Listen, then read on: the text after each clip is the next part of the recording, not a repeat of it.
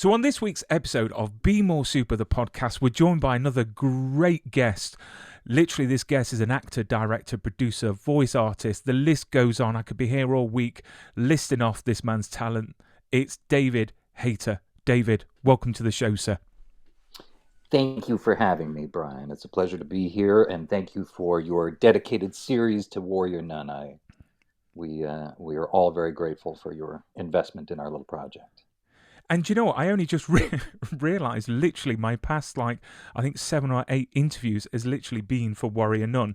And that just shows how, amazing this show is done. So first of all, I wanted to say congratulations on the show because it is the highest rated. I've got a slide here to pop up on the screen. The highest rated show on Netflix, on Rotten Tomatoes, which is 100% critics, 99% audience score. I mean, how does that feel, being part of a show, having your fingers in the pie, as they say, and for these to be the results? It must be fantastic. Yeah, it's astounding. Yeah, we're the best reviewed show in Netflix history, or best reviewed television season anyway. And yeah, we did the first season, and it came out great, and everybody was loving the show. Um, but for the second season, we said, we really want to drop the hammer down. We want to make sure that every episode has amazing action and that every episode is sort of a little movie unto itself. And we made a lot of risky decisions. We wrote it way too big for our budget, and but Simon Barry, being the brilliant showrunner and manager that he is, managed to pull it all off. And then to have it come out and to have the response be so overwhelmingly positive is a very it's an amazing feeling. I mean, you work so hard on all of these projects, and some of them come out and nobody likes them, and some of them come out and they're okay, and some of them come out and they're big hits. And there's no real way to know, but it's very gratifying to know that all of the work you put in and all of the hard decisions you made along the way seem to pay off for people. So yeah, it's very gratifying. I mean, for everyone out there, obviously your voice and your face is very well known. And I wanted to start out at the beginning, especially for this character here. I used to play this game when I was younger, not so now because I've got kids and I never get time to for myself, to be fair. So let's start at the beginning, because obviously you've got so many tools in your tool bag, as they say. So what on earth propelled you to get into this industry to begin with? I mean, what inspired you to get into the business of show business? Well, I did my mother urged me to audition for a play when I was 9 years old, for a kid's version of Pinocchio in at the El Toro Civic Playhouse in California. And I auditioned and I got the role, and just a side role, but we did our opening night show, and then afterwards they were celebrating with cake and stuff. We were all in our costumes, and this girl came up to me, and I was 9, and she was probably 10, and she asked me for my autograph, and there's a picture of me signing it. And that was the first time anybody had ever asked for my autograph, and I was like, I like this a lot. And that was it. I was sort of hooked. Then I started doing school plays. I started producing school plays. I started, when I was 15, I started auditioning for commercials and TV shows and things like that. And yeah, it was just sort of meant to be. And the rest is I, history. You've done so much. I mean, on your IMDb, it's just incredible to read the amount of credits. It really, really is. So when growing up, I know that you've said that your loves were like Batman and Superman, which is really nice to hear. Which one is your favorite? Is it Batman or Superman? well, Batman's my favorite. It's the I really love the darkness of Batman. I love there was an issue of the Batman comics. I can't remember which, I mean, long ago, and they said, and he was, doing so, capturing some criminal. He's like, you can't do this; it's against the law. And he was like, law? I don't care about the law. I care about justice. And I always liked that. I always admired that, his own moral compass is what Mm. leads him, and not necessarily the dictates of society. And I love Superman too, as well. But uh, but he's so untouchable, and he's so strong, and he's so perfect. It's a little difficult to relate to him. Whereas Batman is sort of dark and messed up, and rich. I always wanted to be rich, so that was inspiring as well.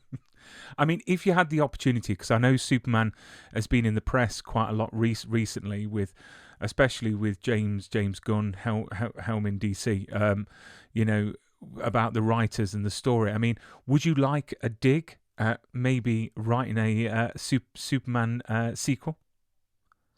Well, that's an interesting question. I've always said that I would stay away from Superman just because it's very difficult to make it work. But I know James Gunn a little bit, and he's he's so brilliant, and he so understands the tone of these books. And also, I'm sure he is as obsessed with Richard Donner's initial Superman films as I am. So I feel like uh, under James, it might be a worthwhile story to attempt. That, as opposed to it just being so dark and so, um, And I love Zack Snyder.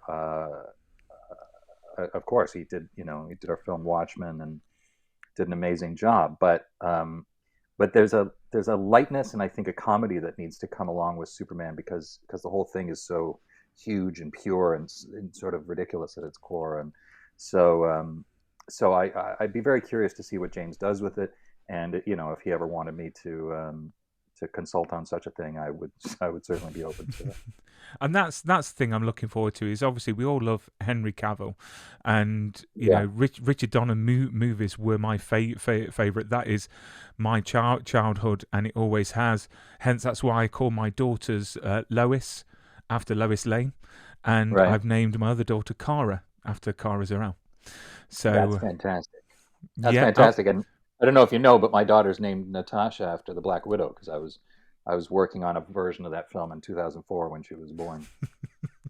I don't know how I got away with it, but we've also got a cat called Clark, which I think is Oh great. wow. So yeah, so we're keeping the cape And not flying. divorced yet. No, no, not yet, not yet. Amazing. But Impressive. no, I collect. I've got an original crystal from the original movie, Oh which is wow, all so box cool. framed, and I collect scripts. So I've got my Superman production use script and Superman 3 production use script as well. But I'm a massive Superman fan. I'll tell you something you don't know about that movie. Carrie Elways, Carrie Elwes, was a 16-year-old intern or PA on the first Superman. Really? And yeah, and he his first thing was he had to go get Marlon Brando from his trailer, and he knocked, and Brando came out, and he said, "What do you want?" Like this, and he said, "Well, Mr. Brando, I'm here to call you to the set." He's like, "What's your name?" He said, "Oh, Carrie." And Brando said, "No, I think your name is Rocky." And so he's like, "Oh, okay, it's Rocky, but we need to go to the set." So that is anyway, good old Brando. Brando was the only one that could get away with it. I can't get to grips with the fact that he had his lines on cue cards behind the yeah, camera. taped to Robert Duvall. Yeah, and literally, he didn't have his glasses on. So when he was giving that very stern sort of performance, it's because he was squinting his eyes because he couldn't see the actual cue cards correctly, which I just Yeah, think is fascinating. It really, really is. So when yeah. starting out this industry, David, did you have a plan in place, or do you have a plan in place of what you want to achieve, your life goals within your career? I had a plan. Well, the plan was to go to Hollywood and become Tom Cruise or Harrison Ford or something. And I got to play some heroic roles and play out some of that in my career. But I was lucky enough. to get into production when I was 27. I produced my first film, and then I realized how much more there was to this industry beyond just the actor, and I really started getting into behind the scenes stuff and developing things creatively. And then in 1999, I was lucky enough to start working on the first X-Men film as a screenwriter, and so nothing has really gone according to plan, but at the same time, by never giving up and never stopping that search for greater and greater adventures has served me pretty well. And the business kind of, I always say, the business kind of takes you where you need to go. And I think I had things to say beyond just being an actor, and I'm so fortunate that I get to do that as a writer, particularly on Warrior Nun, where we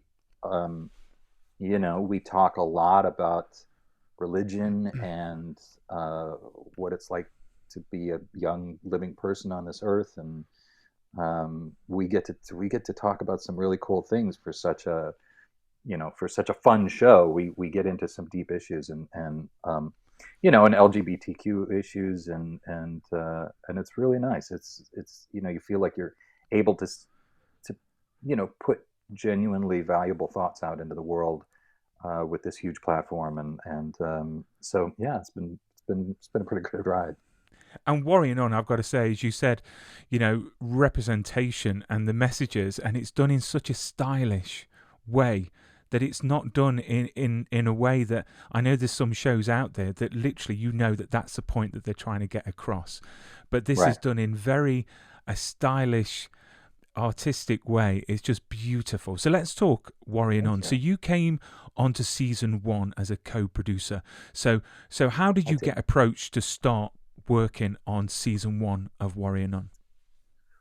Well, I went to so I've been pitching TV shows for a few years, and I'm a fairly well known writer in Hollywood. So I'd get meetings anywhere, and I would pitch these shows. But then it would sort of come down to the fact that I'd never show run a show. I'd never been in charge of a show, and they're always a little nervous if you take a screenwriter, a movie writer, and put them in the showrunner chair. So I wanted television experience, and I had a general meeting with an executive at Netflix named Chris Regina, and I told him, I was like, look, I just want experience in the writers' room, and I just want to see how a show comes together. I want to be a part of it, and you don't need to make some insane deal for me. Just want to have the experience. So he told Simon Barry, and Simon had just set up Warrior Nun, and Simon knew who I was, and said, "Yeah, great, come aboard, let's play." And so I did, and it was amazing. It was just, the writers' room was incredible. Um, Simon and I really clicked on the tone of the show right away. We sort of fell into what it should be, what it shouldn't be, and yeah, it's just incredible. Uh, just a very fortunate experience, but again, sort of giving you the illustration that what you want in the world, just put it out there and put it out there and put it out there, and then perhaps it will come together for you. And this is what I like about Netflix, because Netflix do a lot of like international shows, and they can be quite risque with quite a lot of their shows. They're not afraid of that. So this is what I like about Warrior Nun. It was obviously a unusual concept. It was originally from a comic book from the 90s, I think. Is it Ben Dunn? And then Correct. then obviously adapted to this. You then came back for season 2 as executive producer, going Yes, into by now I a got fan. promoted. You got demoted. No, I got promoted. Promoted. I was going to say demoted. So Yeah. going by, now a fan favorite. How much pressure did you feel going into season 2, with being promoted, having that responsibility, knowing that a lot of fans were eagerly awaiting what was going to happen after Adriel's, arrival? Right. Well, it's going to sound strange, but I don't feel pressure in that way. It's the same thing when I wrote Watchmen. People are like, what are, how do you deal with the fans' expectations and all of that? I don't think about it from that perspective. What I think about is, what are all the elements that we've got to play with here that we set up in season one? How can we take every one of those elements and take them to the next level? How can we amp it up? How can we fire up the audience? And the first step to doing that is you fire up the writers' room, and all of the writers get together, and we just sort of whip ourselves into a frenzy of, oh, wouldn't it be amazing if we did this and did this and did this? And I find that if we're inspired by what we're writing and we're loving it, typically that love comes through on the other end. And so I don't know. I just feel like worrying too much about fans' expectations can freeze you up and make you afraid to take this step or that step. And I think it's a lot better to just start from the perspective of being a fan and what would really surprise you, what would really make you happy and invested. So that's how I come at it. And for all the viewers and listeners out there, they may not know, but what does an executive producer actually do? I mean, what is their job? I have no idea. All the producer credits are fungible. It's they could be all sorts of different things. An executive producer can be somebody who owns the rights, who never comes to set. It can be somebody who's put together money for the show. But typically in television, an executive producer is a high level writer and creative element. Sometimes a production element. Somebody who helps put the production together. But in my case, it just means that that I'm a fairly high level writer in the writers' room. So it's sort of the best credit you can get short of showrunner. No, that's awesome. And would you like to, if you got given the opportunity, if Simon Barry just said, I'm going to step aside, I'm working on something else, would you take the showrunner's job for a possible season 3?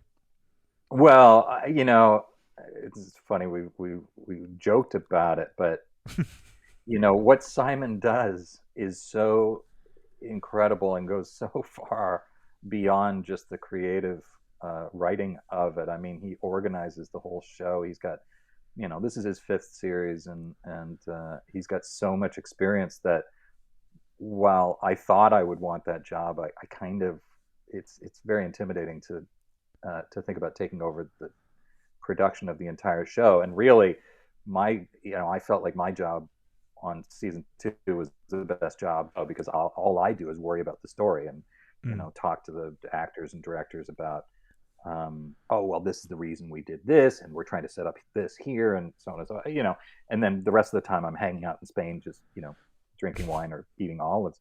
So look, that would be a great honor should that come to pass, but I'm not sure I want that. I feel like Simon and I, like I say, are very simpatico on what the show is.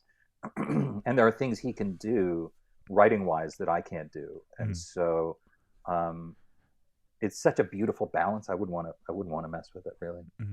I mean, we get such a different feeling in season 2 because we start the season hitting the ground running. We really do.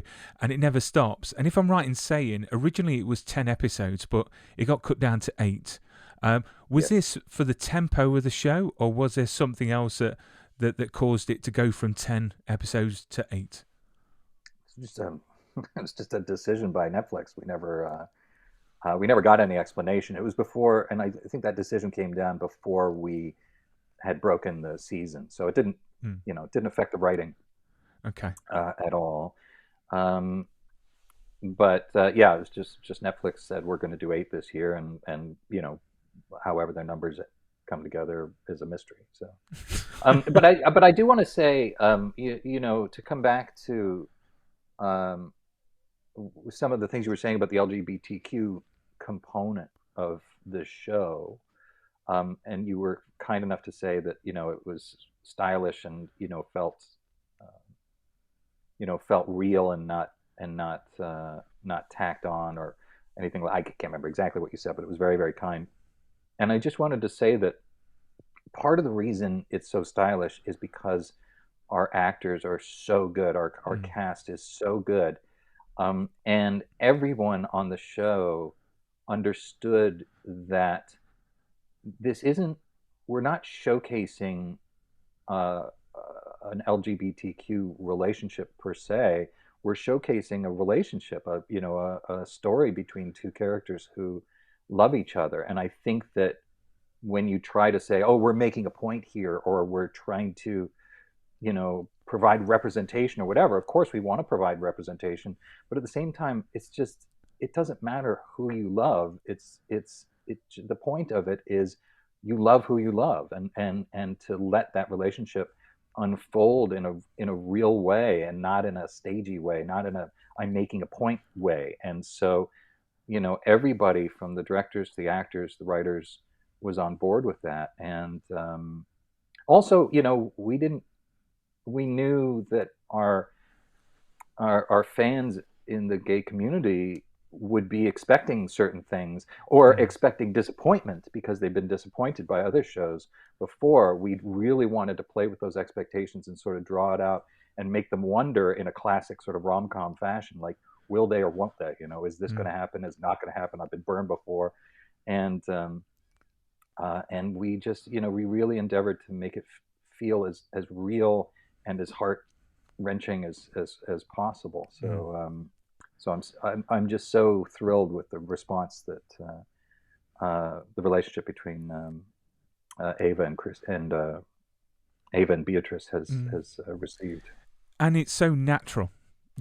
I mean, I Yeah, can't wait till my girls are old enough to watch this. I really can't, because I just think that it's just fantastic to have such kick ass female characters on our screens.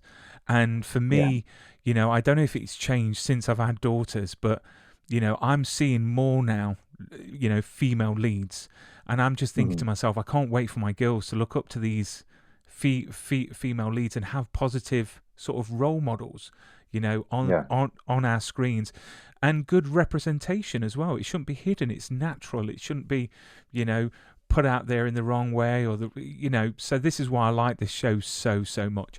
So at the end of season 1, we see Shotgun Mary encounter Adriel's, army of the possessed. So as you can yeah. imagine, when season 2 arrived, we were all eagerly waiting to maybe see Shotgun Mary again. I Yeah. mean, what was the decision on not having her survive, or bringing her back in some way? Was it scheduling? Was it just a story decision?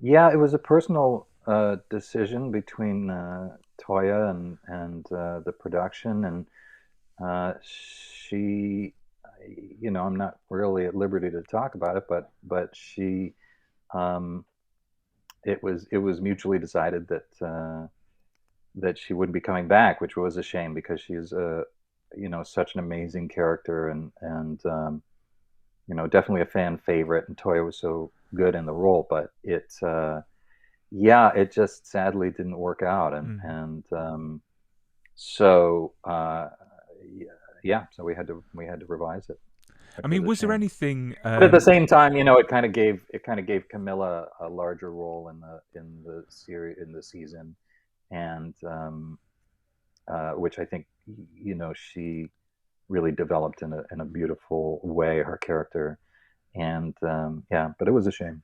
Oh, I mean the journeys, of these characters in season 2. Do you know what? I love a show where there's no small characters. Literally, every character's Exactly. got Yeah. such an awesome storyline, and Camila in the show is just her character, progression, her arc through season 2. I think is fantastic. I mean, was there Oh yeah. anything, from the drafts that never made it on screen that you thought, oh, I wish it had? Not really. I mean, like I say, we in the writing of it, we just threw in everything. And like episodes 6 and 8 are so huge that I was like, we're going to have to cut something, and a few minor things got cut, but again, this is a testament to Simon's production skills. He just figured it out, and essentially, both of those episodes are like movies in and of themselves, and they're so massive. We almost had to cut, like, we barely got it on the day. We almost had to cut what I call the Hugo Boss scene, where Adriel is picking out suits. So should I go with the modern suit for the modern savior, or Messiah classic? And he's picking out robes versus Hugo Boss suits, and I just love that scene. And William Miller and Tristan, who plays Father Vincent, are so good in that scene. And it's the moment where Vincent realizes, oh, I don't think this guy's Jesus after all. I think he might be, sort of an arrogant jerk, and maybe his head's not in the right place. And all three of us loved the scene, and but the production was like, it's just not going to be time to get it, and in fact, we didn't get it when we were supposed to shoot it, and then Simon picked it up and directed it during his episodes, which added another scene on top of the massive amount of work he had to do. So no, we really got everything in that we wanted. Oh, they almost made us cut the waffle penises, the erotic pastries van, and I was like, you can't cut the waffle penises. That's one of my favorite things. And Sylvia, as Mother Superior, just looking at it and like, huh. So I'm so glad that we kept that. Thank God you did, because it's made the internet go wild. It really, really has. So well, I thought, it's so fun to be playing with. They're nuns, and it's so fun to sort of play with the austerity of that title and what you think a nun is, and to put them in situations that are so antithetical to what you normally would think a nun would do is so much fun. It certainly is. And you're no stranger to writing for action, as I'm sure you're credited for propelling Dwayne Johnson's career with the arrow scene in The Scorpion King. And yeah, and how that happened. So I was called. I was the last writer on Scorpion King, which was The Rock's first starring role in a movie. And they said, we're having problems we can't figure out the ending. Will you come out to the set? And I said, sure. So Universal picked me up, drove me out to this desert set where this castle was, and I was with Chuck Russell, the director, and Dwayne. And I was like, okay, so where is everything? Like, he's been shot in the back. The bad guy's got the girl and standing on the edge of the thing, and he's going to kill her. I was like, where's his bow? And they said, oh, it's here. It's in the party. We showed it in the party scene. I'm like, where is it? And they're like, it's over there. So I'm like, okay. So he spots the bow, and he dives for it and grabs it like this and picks it up, but he's got no arrow. And he thinks, and then he reaches back and yanks the arrow out of his back and knocks it, and bam, and he shoots it. And Dwayne was like, oh my God, I love that. So that's how that happened. And it's so cool to be able to, because I was an actor, and because I had fight training and stuff. It's so cool to be on set and to suggest an action scene to Hugh Jackman or The Rock or whomever, and have it work. Is a rare gift. Which is an awesome scene, I've got to say, and I absolutely love The Scorpion King. I've had Kelly Hu on the show as well a little while back, and she was marvelous. She really, really was. So with Warrior Nun, the action is off the charts. It really, really is. And I always, give a shout out to the stunt team, because I absolutely love the stunts. I love the stunt world, because they don't get enough recognition for what they do. So a massive shout out to the stunt team on Warrior Nun. But they're astounding. I mean, what was that like to write the scenes for those? Did you write the scenes for the big action scenes, and what was it like? Looking over those scenes as they were being filmed? Um, I try to do a very specific thing with my action scenes, and that's um, you. I try to write them from the perspective of character. So who a person is, who a character is, dictates how they'll fight, how they'll. So Beatrice is very controlled and very efficient. So she's all aikido and smooth moves. Ava doesn't know how to fight at all, and she's just energy and youth, and so she's like just a brawler, that sort of thing. And Lilith is all sharp edges Mm. and spiky and everything should reflect their character. And so that sort of opens it up um, to to tell the writer how the fight scene should go. Um, like for example, when Beatrice is facing the Colonel Foster and all of his men, and she's like, "You stand between me and Ava, and if you walk away, I'll show you mercy. You stay, and you'll never walk again." And it's like what it is for when she's always very controlled in the way she fights, but now you stand between me and Ava, and now she's going to cut loose and go wild. So once you have that component of it, um, the action sequence feels like you're getting into, you're living that moment with the character, and then you give it to the stunt people, and they come up. We come up in the room with a bunch of moves and a bunch of like story moments for the thing. It's Beatrice will throw a knife and tell Ava phase like this, and it'll go through her. It'll sail through her head and hit somebody else in the face behind her. But then the stunt team comes in and says, "Oh, wouldn't it be great if she like walked up the wall and did a flip and then threw the knife or whatever?" And I'm like, "Oh, well, it'd be great. Can any human being do that?" And then they just do it. And so it's yeah, it's enormously satisfying to see that come together, especially with just such a stellar team as we had. We had a bunch of people from Game of Thrones, and Game of Thrones really revolutionized shooting in Spain and many other countries, and so our production people were just top notch. Christina, our costumer, Barbara Perez Solo, who designed the sets. Our sets are just gorgeous. Mm. You can't; they're so gorgeous you can't even tell which ones are sets and which ones are on location. So, and I'm not allowed to tell you. So from relationships on screen to captivating storylines, what would you say Warrior Nun's greatest achievement is from an executive producer's point of view? Well, I think the greatest achievement comes in the numbers that you referenced. 100% critics rating and 99% audience rating with 8,000 people chiming in. That you can't, you can literally do 1 point better than that.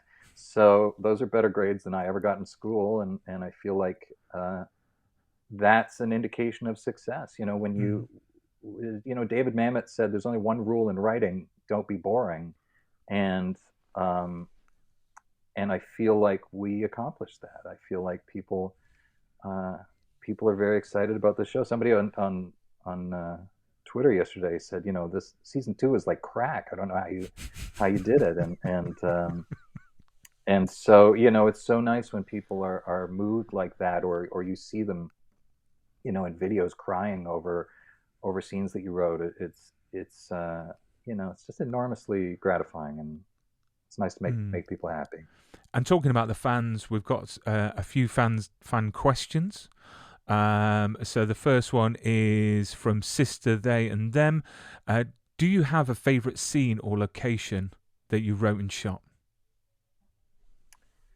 Oh God. Well, I have many favorite scenes. I particularly like the scene where Ava is asking Beatrice, where Beatrice is saying, "Your only option now is to run, go, hide," like this, and Ava asks her to, "If I went, would you come with me? We could go back to the Alps, back to the bar, Hans and the regulars." I just think that's such a beautiful scene, and they play it so well. Um, but location-wise, there's a scene where Pope Duretti is interrogating this guy, torturing this guy in the Vatican catacombs. and we were in so we were in this giant church, the church where we shot the demon baptism scene. We were scouting it, and somebody who worked at the church said, "Do you want to see the crypt?" And we were like, "Yeah." So we go down this, you see it in the show. You go down this ancient staircase, and then into this oval room that's just lined with stone coffins, and it was so beautiful. And it was just like it was like a set out of Indiana Jones or something, except it was real. And so, I urge everybody to take a look at that set or that location, because it was so mind-blowingly cool and gorgeous. Mm. So, and there were a lot of places. I mean, we shot in the King Philip's Palace, and just these unbelievable the production value you get from Spain. Sorry, I've got my little dog. The Oh. production value you get from Spain is ridiculous. I mean, again, the locations. I mean, I used to live in Spain, and I Oh absolutely yeah, love the culture. I used to live yeah. on Menorca, which is Oh the wow. same island as Olivia's from, who plays Camila. Oh, So that's cool. I yeah, didn't know that. so I lived there for a year. Absolutely loved it. But to spend Yeah, that time there is absolutely awesome. Another one from Babu. I love these names on Twitter. Do yeah. Well, they already have a story for Raya's realm, or is it something they're still trying to figure out as they go? yeah. Well, yeah. Actually, I was texting with Simon the other day, and suggesting, discussing storylines for Rhea and how that world will play out. Mm. But I mean, I can't tell you what they are. That is fine. That is fine. So I've always thought as well that obviously now we've finished season 2 and we're waiting eagerly for this announcement for season 3. Hmm.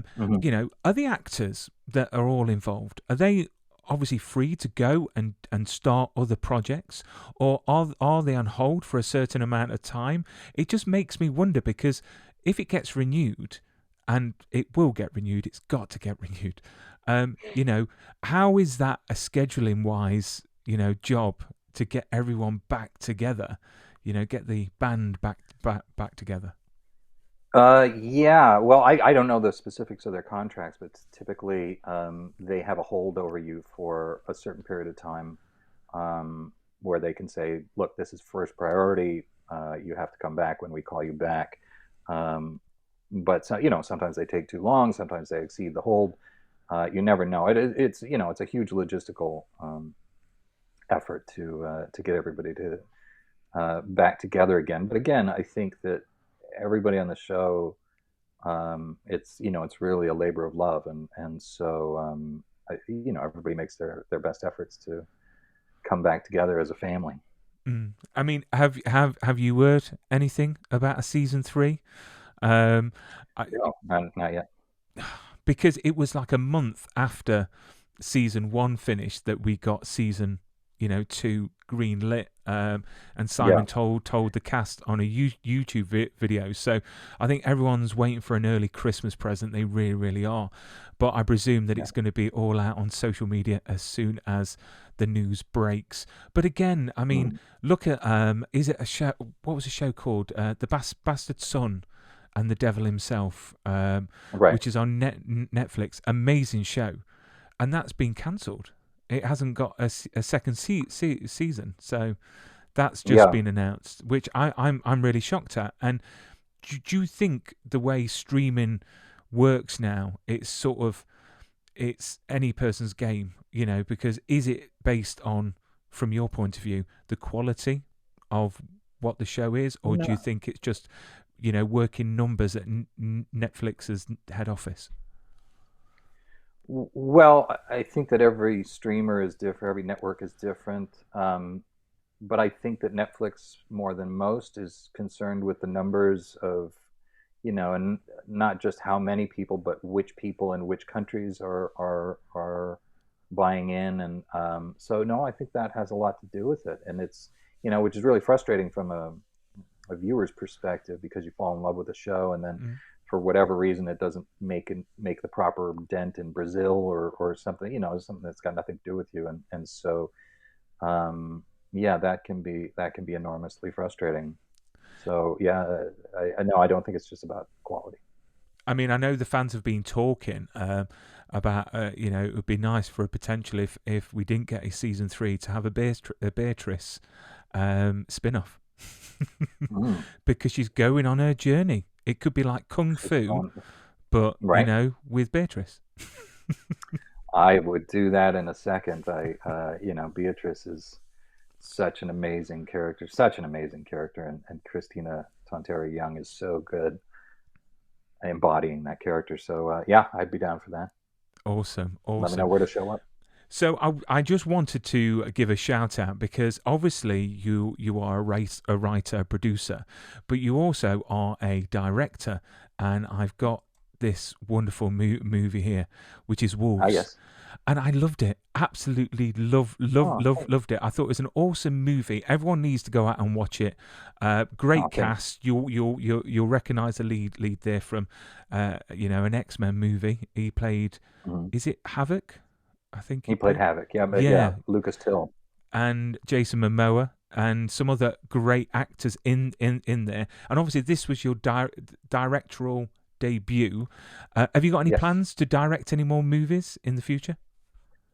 I was supposed to direct something this spring, a little horror movie, but it just kind of fell apart. Um, yeah, I do, but I want to make sure that whatever I do is uh, that the story is right, that we have the right production team involved, and that we can execute something that's really unique and sort of takes it to the next level. So, yeah, I have a film that I wrote that I'd like to direct that I've been taking out to actors recently, and so hopefully that'll come together. But any film project you're putting together takes, in my experience, an average of 5 to 10 years before it, Wow, finally gets greenlit, if it ever gets greenlit at all. So, so I don't know when that's happening, watch but this hopefully space. I'll come out with my, yeah, exactly. I'll come out with my sophomore effort I mean, obviously, sooner rather than later. You've worked as well with Zack Snyder and Bryan Hmm. Singer. What Hmm. were they like to work with? Because the thing that I don't get is when you get negative feedback about certain directors. So we've Hmm. had negative feedback in the press about Bryan Singer Sure. and Josh Whedon and many others. The way personally I look at it is that a director is like your boss at work. You may not get on with them, but they get the job done. Hmm. They're not there, I suppose, to be liked. They're there to get, again, the job done. I mean, what were they like to work with from your perspective? I mean, I know Zach is sort of from what I've been told, he's a bit of a hippie. Samantha Wynn, who I had on the show, said that the first day that she went on set, he was there on set on a skateboard, and she didn't even realize who he was. He was a director. Um, so, what were they like to work with from your perspective? Well, Zach, I only visited the Watchmen set for about 3 days. I went up to Vancouver, and so I wasn't working with Zach while he was making the movie, but I did visit with him and his wife Deborah, who produced the movie, and the cast, and like I say, it wasn't we weren't working. The script was already done, but he was so kind and respectful to me and of what I had put together for the film, and it was great. And Zach just strikes me as a very confident, very kind and smart person. Now Bryan Singer, um, I produced a movie with Bryan, my first little movie, and then I worked on X-Men 1 and X-Men 2 with him. And Bryan is, I mean, there's stories about how volatile he can be, and how crazy he can be, and those stories are true. And but at the same time, like you say, he gets the job done. He has a very specific way of getting his movies made, and he's a very he's a brilliant person. It kind of reminds me of what I hear James Cameron is like. Mm, You know, he'll flip out and he'll scream at you, but it's because he's so frustrated that he's so far ahead of where the movie needs to be, and he's frustrated because you're not seeing what's in his head. And I feel like it's the same thing with Brian, where he's afraid that people aren't keeping up with him, that the movie's going to suffer for it. And so, you know, it gets tense, and you know, he can certainly tear a strip off you in front of everybody, and you know, I don't know. You know, we had this argument with we had this discussion anyway in the writers' room on Warrior Nun with Simon, because you know, Simon's very nice, very respectful, always has control of the situation, and never ever, you know, freaks out or screams at you, and that's certainly more pleasant. People shouldn't have to be abused on set to be in a mm, movie. But at the same time, you know, Stanley Kubrick would scream at you, and mm, he was arguably the greatest director in history. So, um, you know, everybody gets there in their own way, and some directors rule by love, and some directors rule by fear, and some directors do both. And I think you just have to look at the work in the end and decide whether it's worth it. People used to say, um, on a Bryan Singer film, never again. I'll never work on a movie for that man again. And then they'd see the movie, and then they'd be like, okay, I'll come back. And you know, that was almost a universal experience, you know, because it's rare to work on a well directed movie. mm. So you put up with a lot. I mean, Superman Returns. I thought was actually all right. You know, again, I thought a great. It was a great nod to the Donner era. Sure. Brandon Routh, I thought was awesome as Superman. So it's quite Yeah, he's disappointing great. to hear those sort of, you know, stories come out. But you know, it's again, we're only people, so we have our bad days and good days. But the question Mm. is, what kind of director were you on Wolves? Were you a Stanley Kubrick, or was you a uh, No, yeah, no, no, I yelled at somebody one day because they were supposed to bring two cameras and they didn't, and then they told me I couldn't get cutaway shots, and I was like, this is a movie. We're supposed to have two cameras on set, and I did raise my voice at that point, but that was it. You know, the rest of the time, no, I don't. My style on set is really, I want everybody to feel motivated and invested, and I want them to be having fun. And I feel like the more joy and emotion you put into it, the more the audience gets out of it. So um, yeah, I don't like the atmosphere on sets to be ugly. And again, I don't think that one way is necessarily better than the other. I think that, you know, on a set where everybody's afraid, that can sometimes add an element of energy to the film that might not otherwise be there. But that's not how I do it. I want people to be invested, and I want them to enjoy the experience. I do apologise. Just there, King Shark just came up to say hello on the screen a moment ago, because my next Where's the question now. flash? Exactly. The next question I was going to say was, you've literally done everything in this industry. You've, as I said at the beginning, you've acted, Yes. directed, produced, voiced, and then obviously you've done good old King Shark in The Flash, which I thought was awesome. It really, really was. But if you wanted to be recognised for one area in your career, which area would you want to be recognised the most for? Um. Well, I don't. It sounds weird for someone in the entertainment industry, but I don't really care about recognition, beyond the fact that it allows you to work on more projects.